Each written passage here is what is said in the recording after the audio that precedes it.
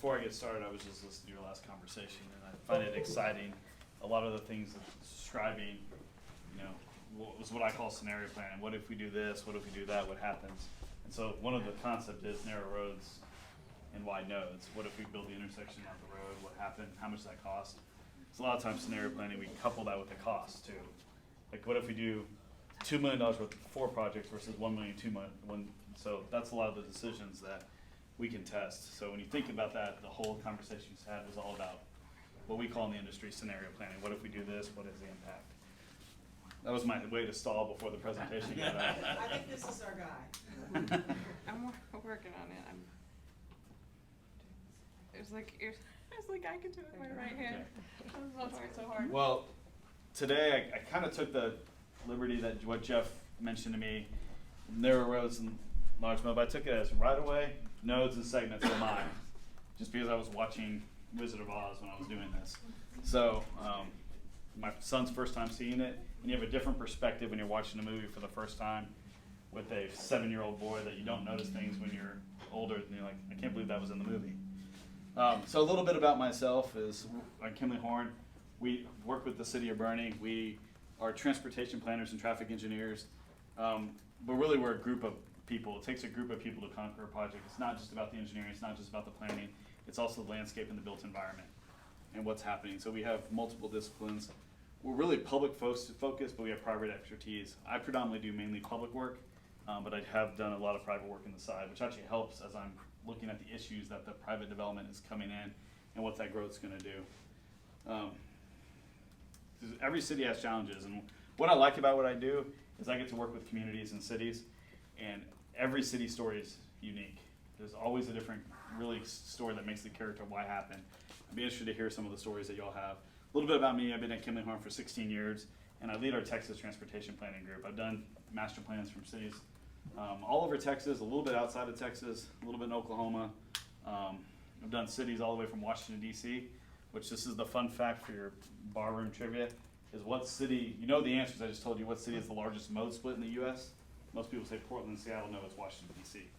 So, like, that's just something that never comes to people's mind. But if you think about the capital, you would understand that it probably does have the largest mode split in the U.S.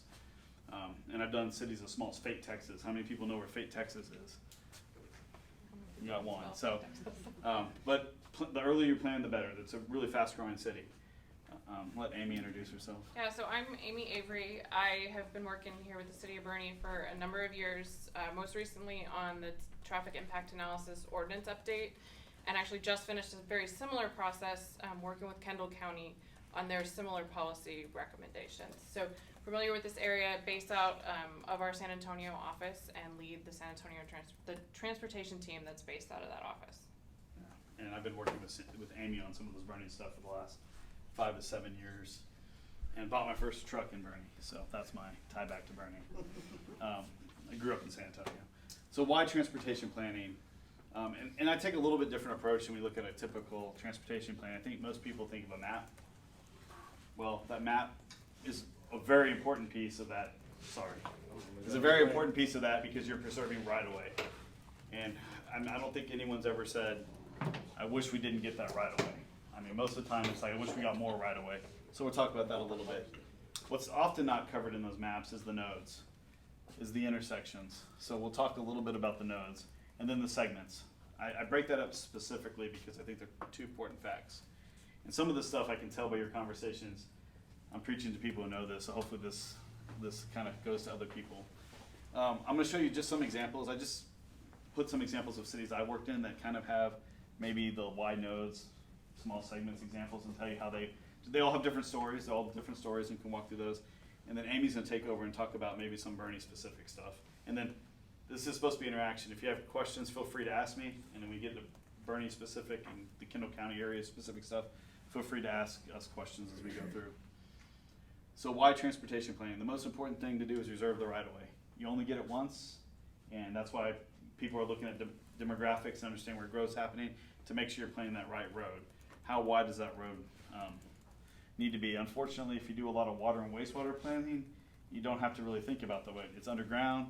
No one knows what size. You can change the size of pipes. With roadways, it's all above ground, and you really only have 2 or 3 options. You can do 2 lanes, you can do 4 4 lanes, how big those parkways need to be. So we really need to plan it right and get it right the first time. We want to design safe and efficient nodes. And I use that both because sometimes those do contradict each other. Safe and efficiencies can sometimes conflict with each other. And you want to build segments with function and character. I think a lot of people, they're like, well, we can jam that in there into that street. But if you jam a street, how many of you have driven down a neighborhood street where the walls are on both sides and the sidewalks next to the walls and it feels like you're going down a tunnel? Well, that really loses the character of the city. And transportation is sometimes the only thing that people who are visiting your city know about. So the character is really important. And then lastly, I have to put this because I'm a engineer by trade, planner by passion, is you got to understand policies and strategic directions. I think someone mentioned, that's Bernie ISD, but the city controls the policies. So understanding how those policies and what recommendations on the policy side can be as critical in designing the transportation infrastructure as the infrastructure itself. The decision to invest in wayfinding, as someone mentioned, is a policy decision, then it becomes an infrastructure decision. So some of those policies and strategic directions are as important. And you never see those on the map. A lot of times when you ask for someone's transportation plan, they'll give you the map, but then they don't have all the policies behind it. So those policies sometimes are very important. So preserve the right-of-way.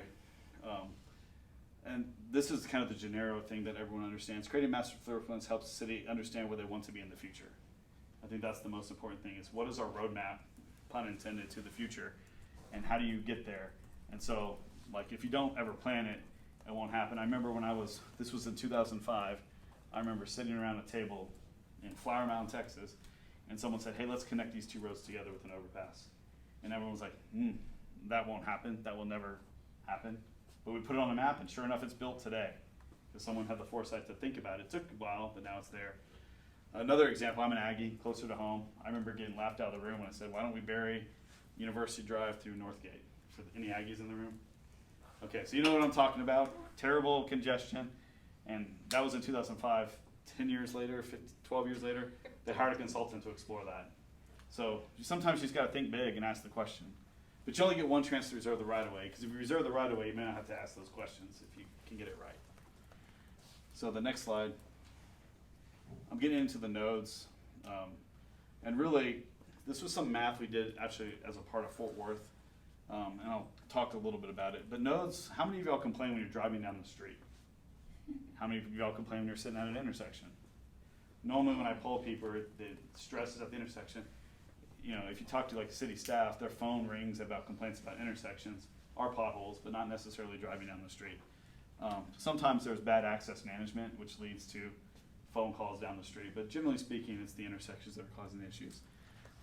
But when you look at most plans don't cover the intersection. If you actually look historically, there's not a lot of detail about what to do at intersections. So I kind of take the strategy as, let's plan for the intersections to make sure we plan those appropriately. And most of the time, you actually need a little bit more right-of-way at the intersection to do it the way you want to do it. And so if you're only planning for the roadways, not the intersections, it becomes a really expensive project, because by the time you have to build the intersection, you might have to buy land that's much more valuable than it was when it was originally started. Here's just a quick analysis, and these numbers are rounded. To build a 1 mile of a 4-lane divided road, I use $6 million. That's $1.5 million per lane mile. That's probably a conservative low estimate today, but it makes for easy math on the presentation. But $1 million per lane mile is the back of the envelope number that a lot of people use for planning. It's probably a little low now, just given the inflation that's happened recently. To build 2 really big intersections, I'm probably high on this one, but $2 million. So $1 million to build 4 lanes, $2 million to build out the intersections. Well, if you think about how much you can push through those built-out intersections, you can get about 2/3 the capacity with the built-out nodes. You don't get 100%. You're never going to get 100% by building out the nodes, but you're increasing 16% of the capacity, or 66% of the total capacity for $2 million for 1/3 of the cost. So if you think about it, if you build the nodes, you can do a lot more around the city. You're spreading your money farther. Now, in some cases, you don't want to do that, but in a lot of cases, it's like if we have an issue, if the issue is we have a big issue here, we need to build a street, but we need to fix this, you can combine that. But kind of the rule is you get 2/3 of the capacity for 1/3 of the cost. Or you can look at it in the future as you're spending 2/3 of the cost for 1/3 of the additional capacity. Depends on your perspective of how you want to look at at the argument. So this is a very simplistic example. Every project's going to be different. You know, this is just a very simplistic math. So, is there any questions on that? Can I ask, what do you consider building out the nodes? What exactly is that? It's a full intersection with turning movements and turn lanes. And sometimes, and I'll show you an example in Lubbock, they'll actually build out the through lane, receiving lane, and taper it back into a 2-lane section. Is there a diagram that shows that coming up? I can show that, yeah, this is a diagram for Lubbock, but it could be mean, there's a few examples when I go through the cities of what they're building out the intersection. Thank you. But yeah. Ready. And I'll skip to that. If you hold on a minute, I'll have a few slides I think that answer it. We mentioned about safety and design efficient. So one of the things, if you Google wide nodes and roads, you read a lot about roundabouts. And some of the examples I'm going to show you are roundabouts, some are not, because I think it's important to look at both of them. A roundabout is a positive solution in a lot of aspects, but so is a signal. So I'm a big fan of there's a solution. Like you need to look at each intersection because every intersection could have a different solution. There are some people that take a very focused approach, but I'm a fan that every solution has an issue. But if safety is a big issue, you can kind of just notice from this picture, if you're familiar, if you've seen this picture before, it shows a typical intersection, how many accident points could occur at that intersection.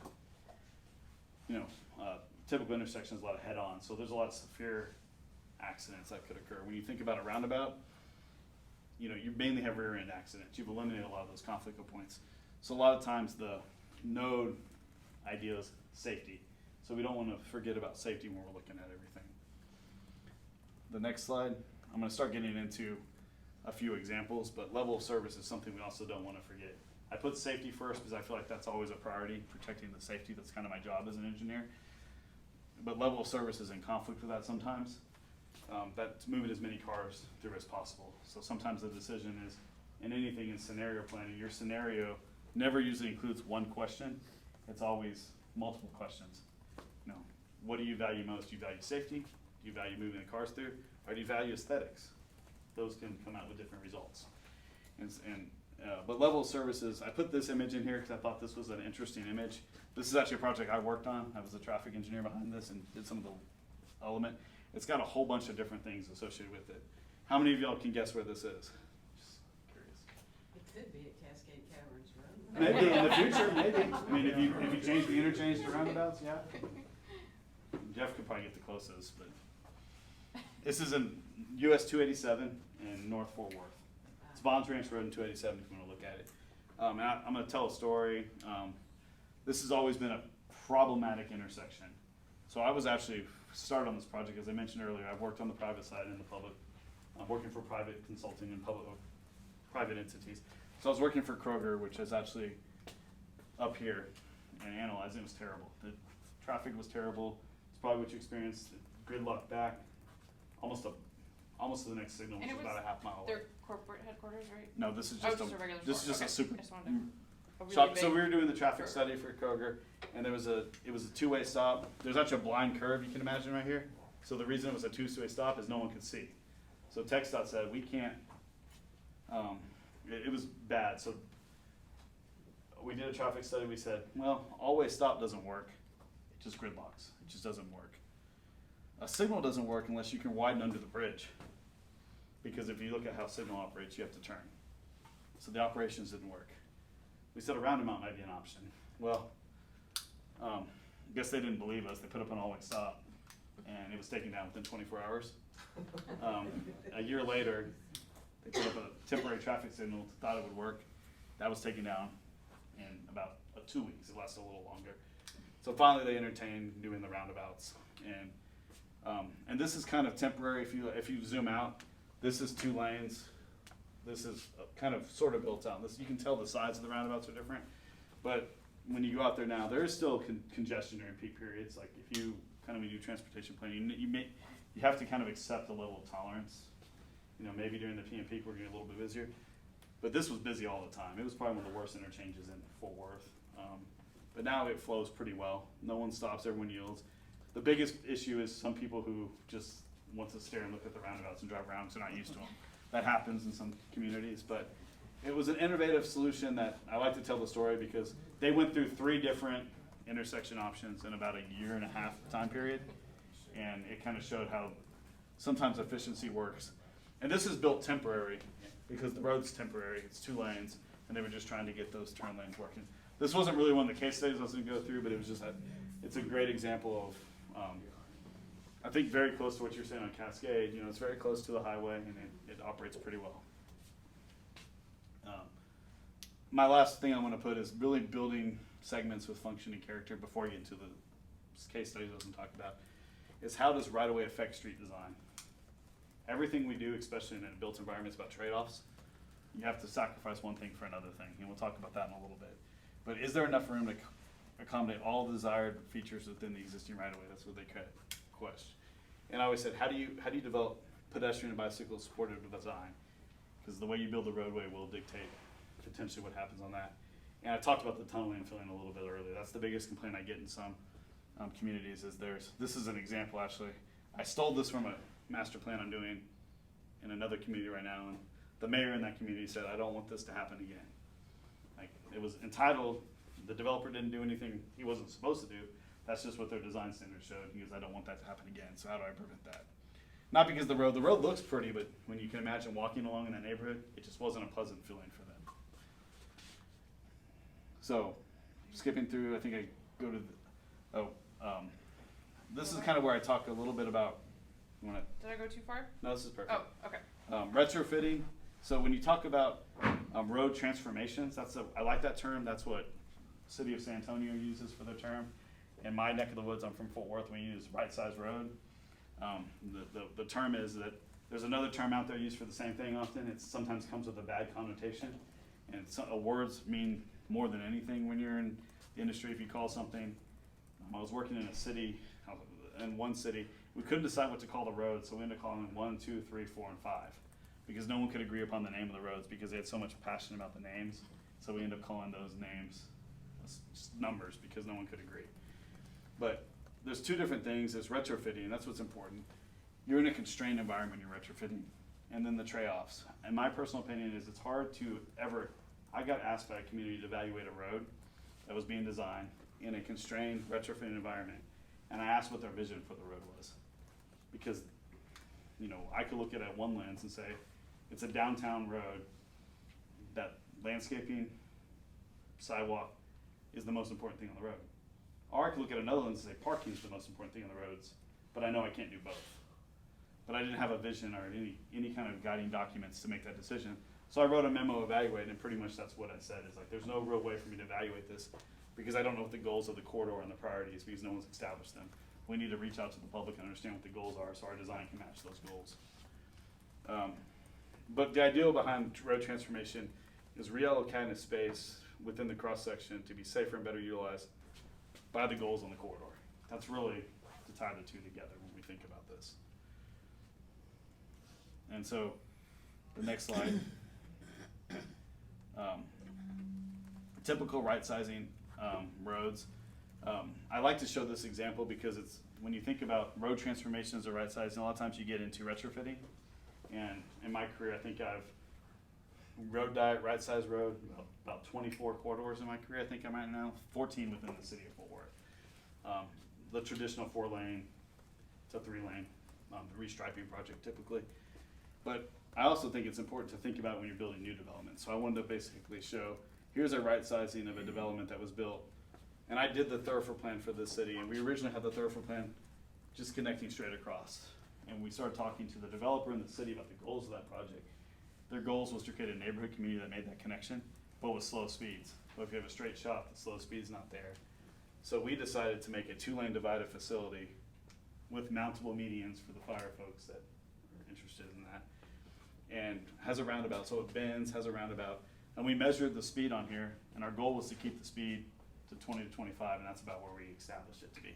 But if we had done what we originally planned in the thoroughfare plan, which didn't necessarily match the goals were to maintain speed, great connectivity, but we just had a straight line, and when we looked at it, it was like, how do we build this road correctly? So, and this was part of a public-private partnership, so this was a combination of the city and the developer. But this road got built, and it's kind of a cool section. It's got, these are actually, I believe these are 8-foot trails, but it might have been 10, and these are 10-foot lanes, so a little bit narrower than your typical lanes. But the idea was to slow down people. The goals of this project was to slow down folks in an aesthetic environment. So this was a brand new project, but a lot of times we think about right-sizing roads, we think of like existing projects, but you can do the same thing on current projects. There was one in College Station that I was working on for the Aggie things in here, and their standard cross-section said 40 feet wide. And the reason it was 40 feet wide for a 2-lane road is it had buffer bike lanes, and we just basically said, we don't want that for the neighborhood. It was a neighborhood. We want to build the 24-foot lane with 2 trails on both sides. We're really building the same thing, but we're taking that concrete pavement and putting it in the trails.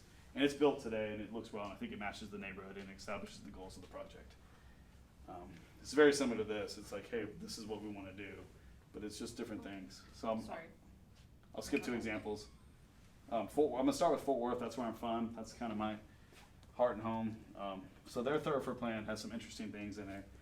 They basically require an intersection control evaluation, which basically means what I said earlier, is that you have to think about each intersection. You just don't put a template on. It's like, what's the best environment?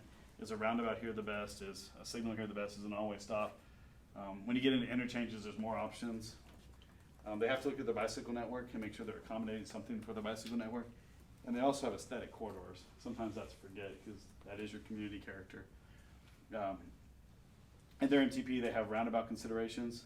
At one point in time, I think the pendulum always swings. You did one thing one way, sometimes it swings the other way. They kind of went with the mentality of, let's build a roundabout first and prove to it shouldn't be a roundabout. They've gone back towards, well, let's figure out what's the appropriate thing. So when you look at Fort Worth, they had a lot of roundabouts built in the last 5 or 6 years because they had that more policy. But they have guidance on roadway and priorities and benefits. So let's skip to the next slide. This is the one I was talking about. This is to an extent, the Lubbock example, which I was mentioning to your question, is how many of y'all been to Lubbock? I think you can land a 737 on their roads in some places. They're really big. And they realize that you can get anywhere in Lubbock. It's great. You can get anywhere there in 15 minutes. I mean, you can go from our office is on 98th Street. I know I can get to City Hall, and I can be at 15 minutes before the little notice on your meeting can come up, and I know I can make it. So it's a nice environment. But do they really need to spend that infrastructure? I mean, every road was 7 lanes, and every road was planned to be 7 lanes. And it costs money to build those roads, and then it costs more money to maintain those roads. So we went through and actually developed this concept of wide nodes, and that's actually what we called it. We called it big nodes, smaller links is what we called it. So it I was wasn't gonna say, the they're exact not same thing. small, they're not narrow still. Big nodes and smaller links, because they weren't narrow nodes, but they were 7 lanes. They were going down to full 5. And it was just a big change for the city. They've been doing it this way for 100 years or however long. This was done 3 years ago. And now they've now built 2 or 3 other roads. So what they did is they kept the same right of way on all the roads and said, hey, we're just not gonna build it. What's not shown on here is they're building 10-foot trails next to it. All the roads that they downgraded now has become their trail network. But they're building out the intersections to allow for the dual left movements. And on some of the streets, they do neck these down. As someone mentioned, is they always would build, they have the opportunity to be able to push lanes through, even if it necks down to 2 lanes. A lot of people and this is kind of a nerdy traffic engineer thing, is if you can get the 2 lanes through and then neck it down after, it's better than dropping the lane before the intersection. So sometimes when you're doing a design, you'll see some people drop the lane before. It's kind of better to get them through and merge together, assuming you have the money to do that. It's just better practice. But that's what Lubbock has been doing, and we're working on a few projects right now that's really, so this was their design standard. This is their new design standard. A little oversimplified. And there's 2 projects under construction using their new design standards. One's an MPO funded project, so they were, I mean, from a funding standpoint, is their own design. Old design standards didn't really have any multimodal accommodation. So for those who go through MPO scoring, et cetera, that's really important to the MPOs now. So when we changed it, it scored a little bit higher because now they're having 10-foot trails, it's connecting places, et cetera. And then one that hit home to me is Collegeville. How many of y'all are familiar with Collegeville, Texas? It's kind of in the middle of DFW. So it's like smack in the middle, smack in the middle. And they made a decision during the transportation planning that they wanted to keep the rural nature of the community, and they wanted to keep 2 lanes. That was kind of their goal. It's like, we don't want 4-lane roadways going to our city. Very complicated to do when you're really smack in the middle of the metroplex. So they have to maximize their value of the 2-lane roadways. They have a lot of traffic on these roads. So they have to maximize. So and on a side note, they're a city of about 30,000 people or so. So they don't have to maintain their own signals of TxDOT. So the only signals they have in the city are on TxDOT facilities. So that was a consideration as well. They didn't want to have to maintain their signals. So they built a lot of roundabouts. And so this one right here is Glade Road. Glade Road carries, I think, about 14,000, 15,000 vehicles. So that's a pretty busy street for a 2-lane roadway. But they were able to carry it through where none of their intersections really stopping. It's busy. It's a constant stream of traffic during the peak periods. But it always is moving. It doesn't really stop because there is an always stop farther down that they're retrofitting to a roundabout now. But up into that always stop, it moves. And this has a lot of those slip lanes I was talking about. So it's 2 lanes. It's got a lot of slip lanes to allow people to move. And the slip lanes work around. There's actually a school up there, so they have some innovative pedestrian crossings. But they're carrying probably the most volume that they could on that road because of the way they treat their intersections. This is another one that when we were planning it, we really didn't think about it at the beginning. As we started diving into it, we realized this was a perfect solution for roundabouts from a small loads. Is this movement right here is an extremely large movement. It makes sense to do that connection because it would do the same thing, right? Well, they wouldn't, this is not gonna sell. It's never gonna sell, or they're gonna, this is not going to be going through anytime soon, and we know that. And I'm sure you deal with those type of issues on planning for roadways. So we made a plan to do 3 series of roundabouts because this one was built first, this one was built second. This was the most complicated one because all the left turns right there, and it's installed today. And one of my coworkers said, back when this was a stop sign, it would queue back up. I think 20, 30 vehicles, we did the study. Now he said the queue's 2 or 3 vehicles, it flows. It's busy, but it constantly flows. This was kind of the dream scenario with this really, there's no traffic down here, so it's kind of you could argue that this is the main road, and the roundabouts allow that to happen. So kind of redirecting traffic in a way, that's kind of how we did it with the roundabouts. The next example, Can I ask a Sure. question? On the prior slide, you said that the roundabout on, no, Oh, not sorry. that one, this one. You talked about that intersection with a unique pedestrian crossing. yeah. We have some intersections that could probably benefit from a unique pedestrian crossing related to schools. Yeah, so this one right here, roundabouts, so when you come to a signal, you push a button, it stops the traffic. So roundabouts sometimes, the negative sometimes on a roundabout is pedestrians. If you don't see a pedestrian, do they know how to stop? Et cetera. So at this location, we did some flashing beacons where you could push the button and kind of light up the intersection when someone's there. Actually, the original intent was that the traffic flagger could be out there and help pedestrians, et cetera. So there was a big concern. It ended up not being as big a concern as when it happens there because most of the people driving this road, there's enough signage out there, they realize during school times, the school speed limit sign that they slow down.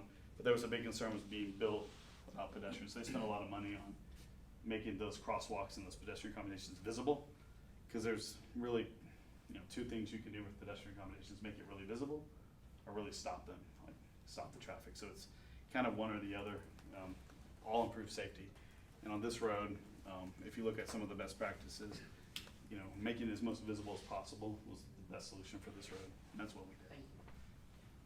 Well, and I just think to Jeff's point about picking the right control for the intersection, one of the other beautiful things about the way these all loop together is those movements now can all occur with very little overlap because all of those left turns become right turns, and they're using different halves of the roundabouts. And so this particular configuration was also really, really great for that, and that's why it's important to look at what are those primary movements, and a lot of times people will try to make a roundabout fit, and generally it is a great solution. But sometimes, depending on if you've got everybody only using 1/4 of your roundabout, you're really not going to make anything any better. And so that's why really taking that individualized look at the intersections and picking the best type of node is the best approach. And I think patience is sometimes I tell people too, is this one actually came in first for some reason. I think this one was second, this one's third.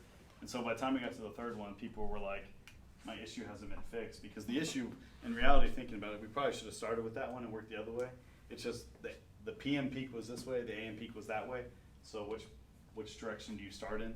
And it was built over time because these things, roundabouts are not the cheapest thing, especially in these situations. Remember I said right away you can't get, none of these had the right of way, we had to get right away. And also the important thing about roundabouts, if you don't plan for it, is the water and sewer lines and the drainage. So if you're not planning, and if you go back to the transportation plan, if you're not planning to put a roundabout there and you go to retrofit a roundabout, it's not necessarily the cost of the pavement necessarily. It's sometimes you have to redo the drainage, redo the water lines, redo the wastewater lines. So planning for those in advance would, even if you don't build a roundabout, putting the utility lines in the right location would help. And all these we had to relocate, or we only designed that one. These were by other firms, but all of them had to have relocated water and wastewater lines associated. Is that also true when you look at overhead utilities? Yes. That's a whole different discussion, but on roundabouts, we have to relocate them. On streets, that's a whole ballgame of what do you do with the overhead utilities, yes. Next slide. So this is the city of Southlake, and I think they did a really good job of really saying, the city of Southlake's relatively built out, if you're familiar. There's not, unlike y'all, you have a lot of room to grow and a lot of planned developments that are happening in Kendall County, et cetera. They're relatively built out, but they were trying to figure out how do we maximize our nodes. So they did a citywide intersection study, and every intersection in the city that they target, I think there was 30 of them, has like a little report that says, here's what we're planning, here's what we're gonna do.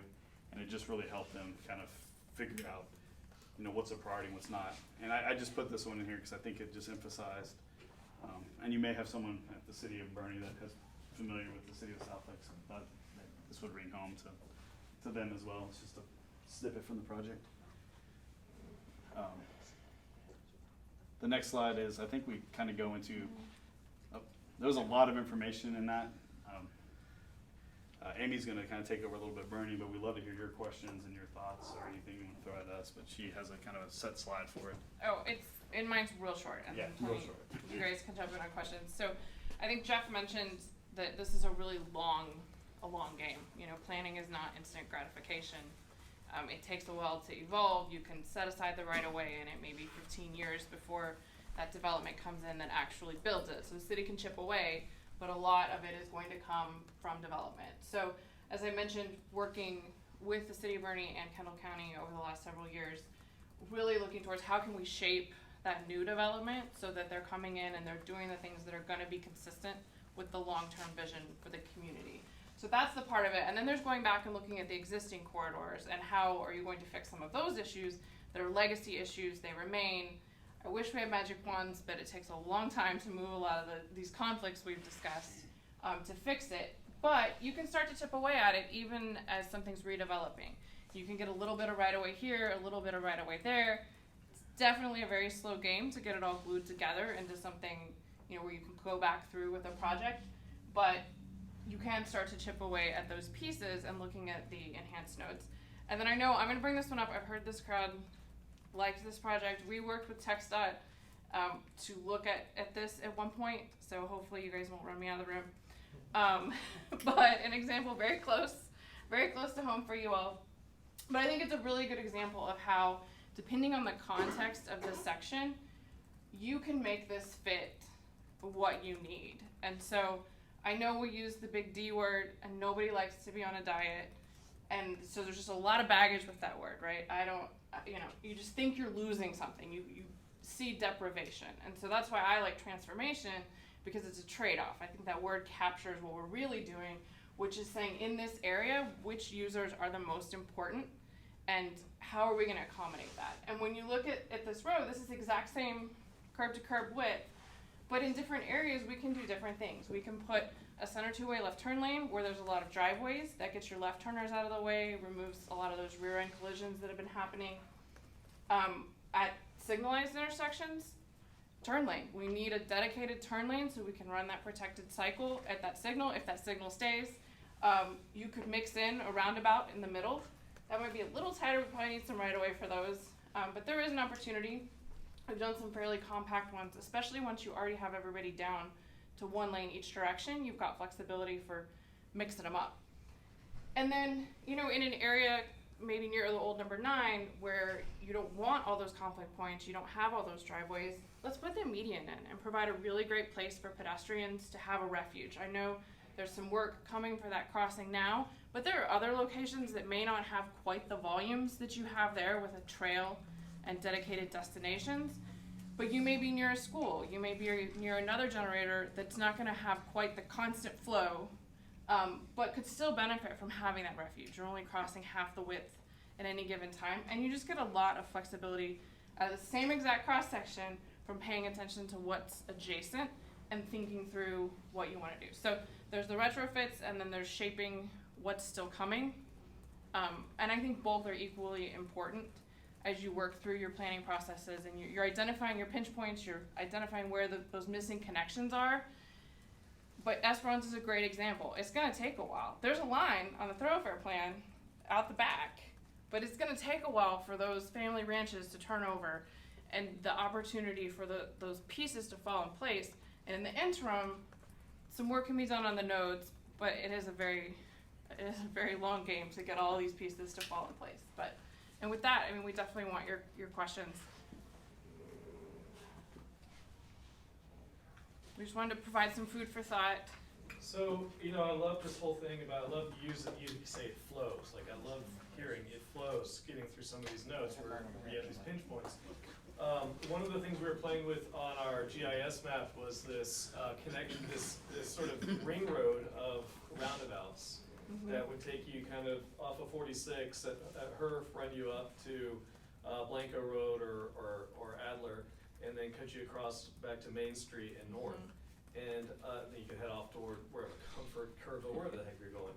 And I'm wondering if that's if you guys have looked at that kind of, or would look at that kind of traffic modeling as you look at your thoroughfare plan for viability.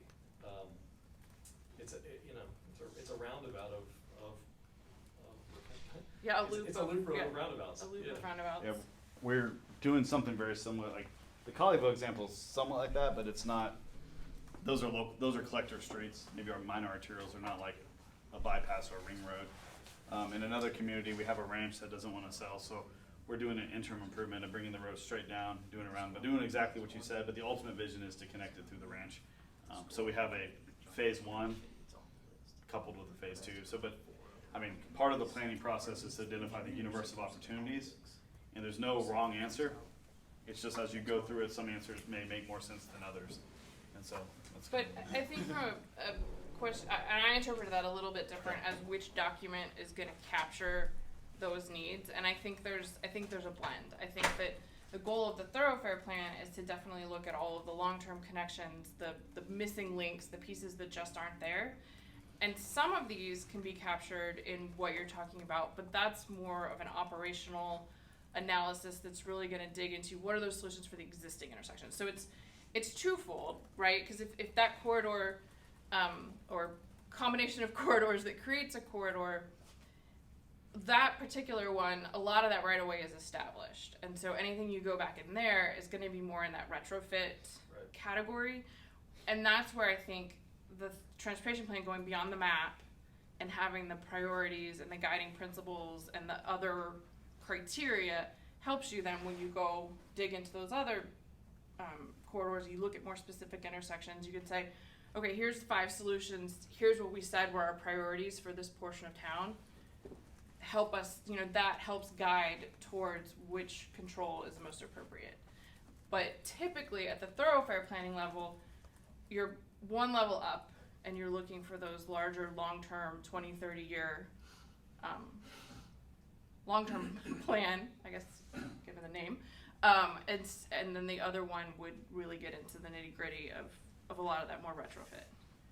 Yeah, a lot of times, most of the time it's about funding. So if you're doing a transportation plan, you stay at the 10,000 foot level, which is trying to answer certain policy directions. And then our recommendation may be, let's do a detailed preliminary engineering report for this corridor, and here's some guiding principles for that. I have worked on a few mobility plans where they'll say, we're gonna lay out the top 3 projects and get into that level as part of the planning process. But sometimes it's good to have a good break point, because sometimes those, instead of finishing that transportation plan in 6-9 months or whatever it takes, when you add in, it's good to have a stopping point. Hey, we've established that, let's go to the next point. So that's, most cities do what Amy said, but there are some, when you Google transportation plans, they give us higher level detail. Good question though. So, thank you all, that was a fantastic presentation. I'm holding my applause until I finish questions and answers, I guess. So one of the things that I thought, as we started this process with the Transportation Committee that really sunk in for me was that a 2-lane road can carry a huge amount of traffic. It's just the weird little turns and the people, the driveways, people pulling in and the intersections that seem like they really back it up. And so I think that as a basic principle was really enlightening for me, realizing, there's interstates where you're going 80 miles an hour on or not interstates, but Yeah, roads. state routes, yeah. FM roads, yeah. Right, you go 75 on a 2-lane road, there's carrying a lot of traffic. And, I worked on the Blanco Road project as well, and I felt like in that case, we did a lot of analysis, we looked at all the data, everything seemed to support that was a perfect scenario for a road transformation. I think maybe that's a better term, more descriptive term. Yet we had a really hard time selling this idea to people who in their mind they saw reduced lanes as a big loss of capacity. And so I don't know if you've had, I'm sure you've run across that before, but did you have any experience or ideas as far as how to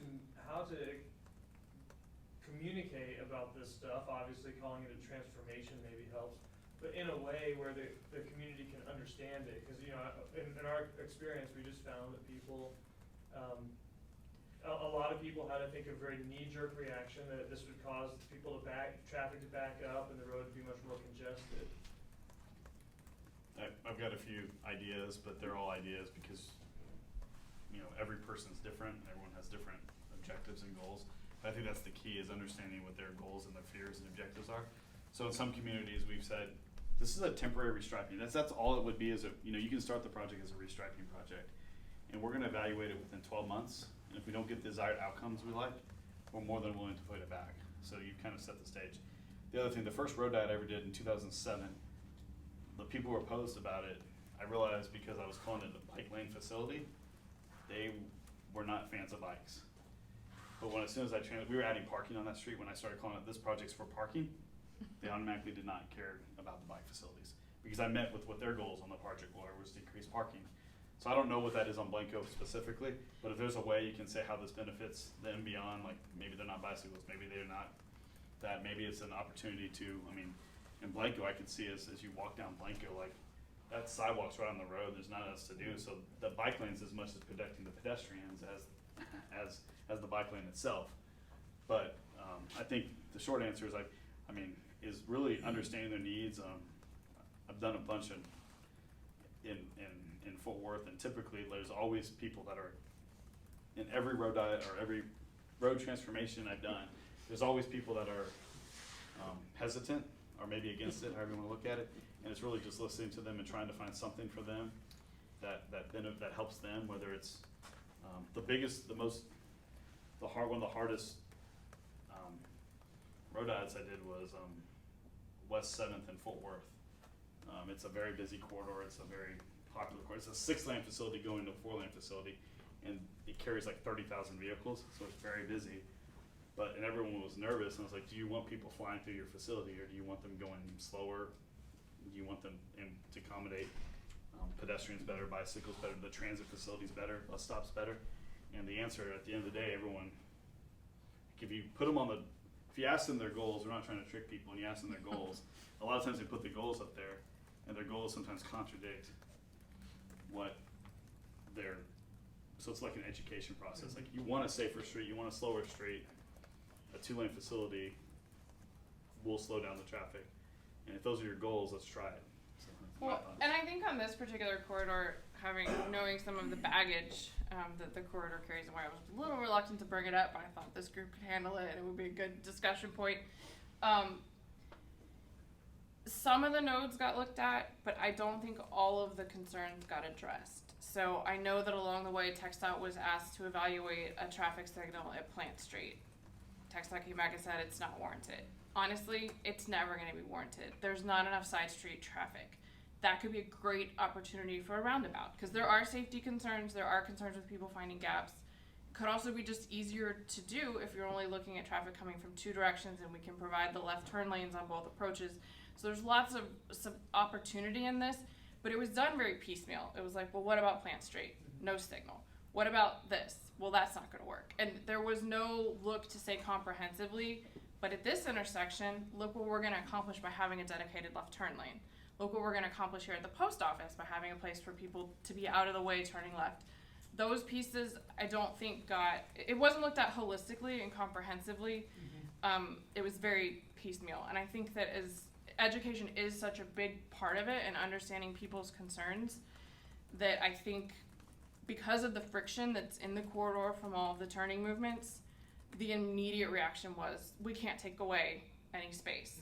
But the trade-off by getting those lefts out, from a safety standpoint, from a progression standpoint, is just amazing. You don't have people trying to jerk around people and get back in. You take a lot of the aggression and friction out of it just by providing that. I think the biggest key I would do, if you look at it, and I don't know the details behind Blanco on RJ, but the most, I'm saying this kind of transformally, is usually if the police officer gives the police chief, That's a good gives strategy too, gives yeah. the meeting, like the reason I want this to move forward is because safety, and I think this is a proven safety, usually carries a lot more weight than the traffic engineer or an engineer saying that. So that from a strategy standpoint, we've done that a few times because he's like, I've responded to so many collisions here, I think this will help, et cetera. Yeah, I think The opposite could be true if he says the opposite, but just. Well, we also didn't have a consulting firm look at it with us, right? It was a bunch of members of the community talking about, well, how do we make this really complicated little spot work, and trying to figure our way through it, and so, or at least I wasn't involved in a consulting firm. Well, and there was a time crunch, right? So it kind of like concerns came up, and people were like, well, let's swat that one down. Let's swat that one down. But ultimately there was a deadline, and it was like, we have to decide by this date because TxDOT needs to take these steps. And I think that it just didn't allow that comprehensive look at it. I've got a comment from this. One of the things we need to take away from this is a couple things. First of all, a node is an intersection. So a two-lane road has tremendous traffic capacity until you get to the intersection. That's the problem. So they're talking about different ways to address intersections. Keep that in mind, because we're gonna get into that as we go along. The other thing is, and you've heard me preach on this over and over and over, about when you determine a future right-of-way, you've got to protect it. We've got all kind of plans, thoroughfare plans, that show thoroughfare someday. Well, but did they ever approve the thoroughfare? Well, no, they didn't. They drew a line on here, but has it ever been actually approved? The city has approved it. Once they approve it, then you can protect it. But until you protect it, somebody's gonna develop a subdivision, and they're gonna forget about that thoroughfare through there. And what are you gonna do now? So the things we need to take out of this here today is, and they've said it over several times, about protecting the right-of-way. You may not use it for another 10 or 15 years, but it's there, and you can use it as a planning guide for what you're gonna do in the future. The next thing is you need to look at, just like, I'm just looking here at Blanco Road. And I wasn't on that committee, so I'm just gonna tell you what I think. Well, first of all, let's back up a second. Let's take Esser Road down between Blanco and 46. That's a fairly wide road. Okay, you could put bicycle lanes on each side and still have 2 lanes. Actually, you could have 3 lanes, I think, down the middle. Me personally, I don't like to drive 45 miles an hour with a narrow bicycle lane. I just tell you, that's my feeling. To me, it's dangerous. But you could take Blanco Road, and again, I'm not saying which I like the best, but I'll just tell you, you can take the top one where you have 4 lanes out there now. You could make it 2 lanes, 1 in each direction with the turn lane and bicycle lanes. that would have the same capacity as the 4 lanes have. Because you can take a 2-lane road, and like when we're gonna be talking about like Old San Antonio Road and some of these others, if it were made a 3-lane road, it would have tremendous capacity because that middle lane gets rid of all the people that are turning left and blocking a 2-lane road. So, again, we need to look at what we wanna propose. You need to acquire the right-of-way for some future long range, and all this study we're doing on long-range planning for the different subdivisions and how many people are gonna be around and projected traffic volumes. Well, maybe a 3-lane road would work great now, but someday you may need a 5-lane road or whatever. But plan for it now, because once the right-of-way is there and the people build their businesses right up to the property line, if you ever have to go back and buy a right-of-way, you may buy just their parking lot. Well, the business is still there, but the damage you've done to the business is taking away their parking, so they don't have a business. So now you've bought the entire business, you've paid for it, you don't necessarily get it. So going back to what we're talking about, you've got to preserve the right-of-way that you think you need in the future. You know, all this stuff pays off in long term. So anyhow, like I say, just the thing we're taking out of this is protecting and preserving future right-of-way, looking at the capacity, and a lot of the capacity problems are intersections. And the intersection can go from different type of simple intersections to roundabouts to full-blown interchanges. You know, you can get a big 4-lane, 4-level interchange like at 410 and 10 in San Antonio. Well, the reason you have that is because you got 500,000 people a day traveling, and you can't go through a stop sign on that kind of thing. So you do this. So these are the things we got to keep in mind as we're approaching what we're doing or trying to do here. So just remember, protect the right-of-way, look at cost-effective ways to take care of the nodes or the intersections, and you'll be way, way ahead. And we need to think about all this as we move forward. Mr. Adelman, you had a question or comment? You know, I'll just, as the public, I was thinking, if you wanted to sell Blanco, just tell them it's quicker in and out of Mary's Tacos. Well, yeah, and I know that was a big part of the concern. And Jeff has a great example where sometimes those concerns that come up when you ask people, what is your biggest concern? If something like that floats up, then there may be an opportunity to work with the singular issue. I think Jeff had an example of a school that was really problematic, and they worked with, oh no, it was Chick-fil-A. And they worked with them to retool what was happening inside their site, kind of provided the technical resources to make some improvements. Then obviously it was up to the private property owner to do it, but having that plan in place for them as well, you know, because most of the time these businesses don't really love creating that big of a problem and having a reputation where they pop up at every meeting. You got great tacos though. Yeah, but when you, but that's listening to people and hearing what those concerns are, and can we solve that concern?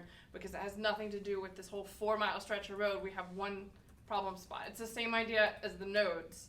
It's just a different kind of node that needs to be addressed. Yeah, one sentence I always go back, this is the planner meeting, like the vision of the road is safety. That is a safety concern, so how do we solve it? I was working on a main street and their vision was to have no driveways on the road. They're like, we have a great grid network, why are we putting driveways?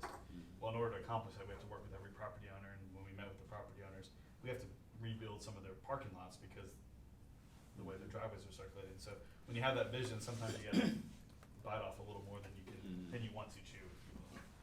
Well, one more comment I'll make is, as we're thinking about all these different roads, if we're talking about new roads, we need to consider very limited access or no access to them. We're not developing them for developers. We're developing these roadways that we'll be talking about to move traffic, not for creative development opportunities. And we've done some of those and they work quite well. Jeff and Amy, thank you very much for your presentation. I do have one question, sort of administratively. Is there any problem, copyright infringement or anything, or credits we need to give if we post this on this transportation committee's website? I don't think so. I think Yeah, I don't think so, and I actually realized I did have some, if anybody wants some paper. I glanced over here and I was like, shoot, I was supposed to offer these at the beginning. Would you mind passing some? But I got distracted by trying to Jim, get you the had a PowerPoint. comment? I just, I'm old fashioned, I like the paper. Okay, well, the paper's coming. Here, I'll Okay, start thank some at different spots. While that's getting passed out, we're quickly approaching our conclusion today. And we have one piece of other housekeeping business. As I mentioned, we have had some problems with